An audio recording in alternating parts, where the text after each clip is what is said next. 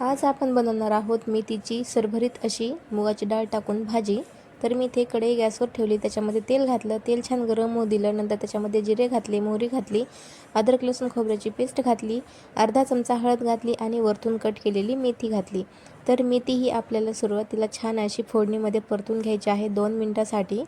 मेथी परतून घेतल्यानंतर त्याच्यामध्ये घालायची, इथे मी साल असलेली मुगाची डाळ घालते। मुगाच्या डाळीऐवजी तुम्ही दुसरी कुठलीही डाळ घालू शकता, पण मुगाची डाळ ही खूप पौष्टिक असते आणि शिजायला सुद्धा लवकर शिजते, त्यामुळे मी मुगाची डाळ घातलेली आहे। चवीनुसार नमक घातलं, मिक्स केलं आणि परत इथे मी अर्धा ते पाऊण ग्लास पाणी घातलेलं आहे आणि छान अशा प्रकारे मिक्स केलेलं आहे।